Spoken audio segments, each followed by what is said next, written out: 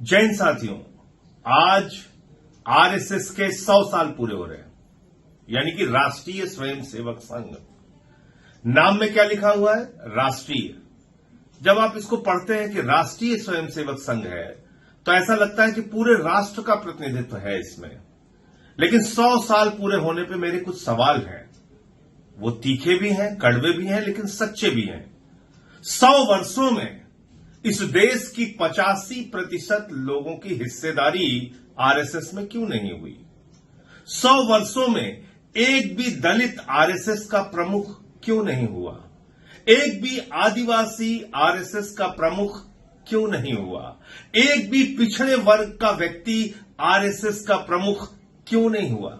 कभी आपने सोचा, कभी आपने विचार किया कि आरएसएस जो अपने आप को राष्ट्रीय स्वयंसेवक संघ कहती है, उस आरएसएस में एक भी आरएसएस का प्रमुख 85% आबादी से नहीं है। छोड़ दीजिए आप, दलित, पिछड़ा, आदिवासी तो नहीं है, एक भी महिला आज तक आरएसएस की प्रमुख नहीं हुई।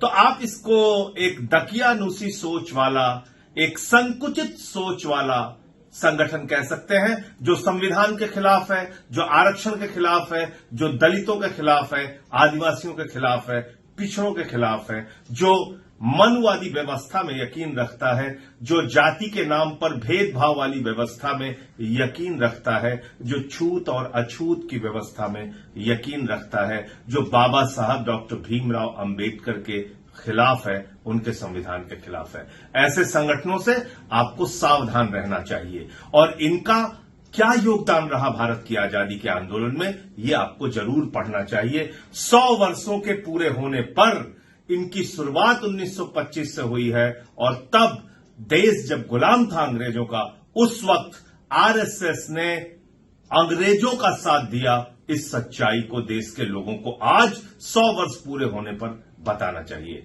यह बताना चाहिए कि जब द्वितीय विश्व युद्ध हुआ तो अंग्रेजों की सेना में भर्ती करने के लिए आरएसएस के लोग हिंदुस्तानियों को प्रेरित कर रहे थे और कह रहे थे, अंग्रेजों की सेना में भर्ती हो जाओ, अंग्रेजों का साथ दो। आप जाइए, इतिहास में पड़ताल कीजिए, खोजिए और थोड़ा वक्त लगाइए, आपको पता चलेगा। क्रांतिकारियों की मुखबिरी इन्होंने की, भारत छोड़ो आंदोलन का विरोध इन्होंने किया, भारत की आन बान और शान तिरंगे झंडे का विरोध इन लोगों ने किया। ये इतिहास का ऐसा काला सच है जिसको आरएसएस कभी इनकार नहीं कर सकती। इसलिए जब आप 100 साल पूरे होने पर यह सुन रहे हैं कि प्रधानमंत्री टिकट जारी करने जा रहे हैं, पाठ्यक्रमों में आपको आरएसएस का इतिहास पढ़ाया जाएगा, तो उनकी बड़ाई, उनकी तारीफ, उनके कसीदे पढ़े जाएंगे, लेकिन यह नहीं बताया जाएगा कि इसने आजादी के आंदोलन में देश के साथ गद्दारी करने का काम किया है। यह भी नहीं बताया जाएगा कि 52 साल तक आरएसएस ने अपने मुख्यालय पर तिरंगा झंडा नहीं फहराया। और ये तो आपको जरूर याद रखना चाहिए कि ये भेदभाव में यकीन रखने वाला संगठन है। इसीलिए आज तक आरएसएस का कोई भी प्रमुख दलित, पिछड़ा, आदिवासी या महिला भी नहीं हुआ। जय हिंद।